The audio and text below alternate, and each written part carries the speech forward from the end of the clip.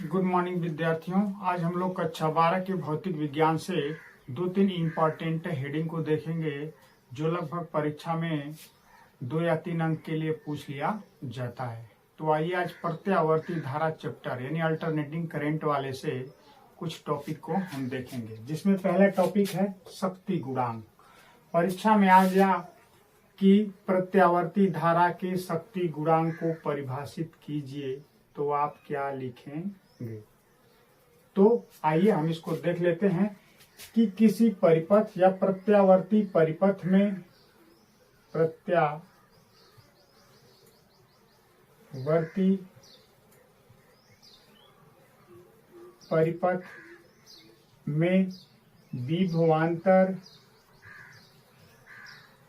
विभवांतर V तथा धारा I के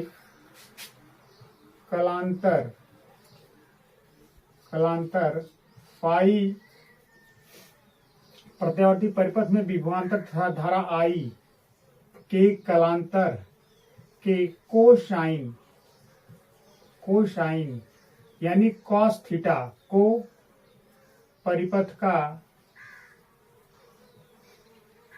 का शक्ति गुणांक कहते हैं। शक्ति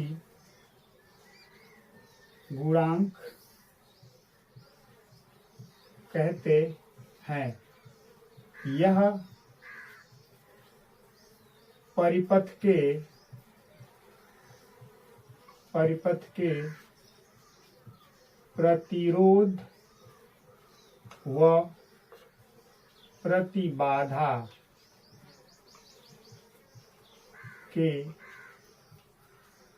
अनुपात के बराबर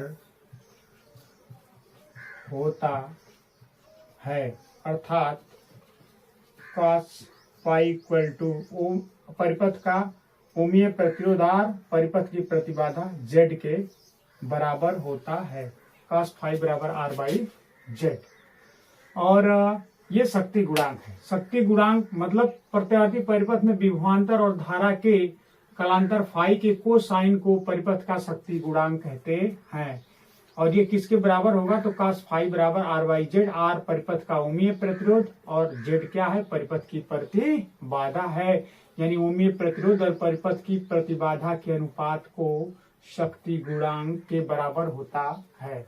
और इसी से रिलेटेड एक इम्पोर्टेंट टॉपिक आता है दूसरा, जिसका नाम है वाटहीन धारा। पेपर में आ सकता है। वाटहीन धारा किसे कहते हैं। वाटहीन धारा से आप क्या समझते हैं, वाटलेस करंट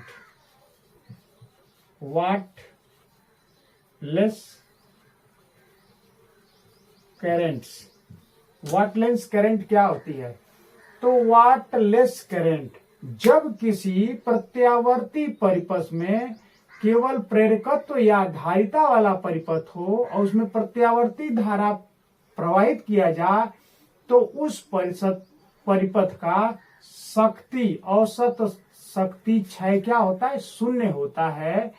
ऐसी धारा को वाटहीन धारा कहते हैं। वाटहीन धारा के लिए cos फाई का मान कितना आता है, 0 आता है। cos फाई इक्वल टू 0 और फाई इक्वल टू कितना आएगा, π/2। दोनों के लिए cos फाई का मान 0। इस दशा में हम अगर रखेंगे तो cos phi equal to R/Z। जब cos फाई 0 हो जाएगा तो हमारा यह हो जाएगा R/Z इक्वल टू 0 या R इक्वल टू 0। तो वाटहीन धारा के लिए हमें परिपथ का ओमीय प्रतिरोध क्या होना चाहिए, 0 होना चाहिए।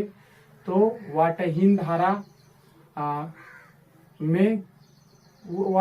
का जो एग्जाम्पल है वो चोक कुंडली है। चोक कुंडली वाटहीन धारा क्या है, चोक कुंडली है। क्यों, क्योंकि वाटहीन धारा में औसत शक्ति शून्य होना चाहिए। औसत शक्ति जब शून्य हो जाएगा तो ये 0 हो गया, तो हमारा प्रतिबाधा भी 0 हो गया, R 0 के बराबर हो गया, यानी ओमीय प्रतिरोध शून्य हो गया। तो कोई ऐसा परिपथ जिसका ओमीय प्रतिरोध शून्य हो तो उसमें बहने वाली धारा को वाटहीन धारा कहते हैं। इसका एग्जाम्पल होता है चौक कुंडली। और यह वैसे ही परिपथ में संभव है जिसमें केवल प्रेरकत्व हो या तो केवल धारितीय वाला परिपथ संभव है। तो इस प्रकार की धारा को वाटहीन धारा कहते हैं। तो इसको आप नोट डाउन कर लीजिए। तो आइए इसी में एक टॉपिक आता है भंवर धारा। भंवर धारा किसे कहते हैं? तो जब किसी चालक से बद्ध चुंबकीय फ्लक्स में परिवर्तन किया जाता है तो उसमें जल में उत्पन्न चक्करदार धाराओं के समान विद्युत धारा उत्पन्न हो जाती है। इसे भंवर धाराएं कहते हैं।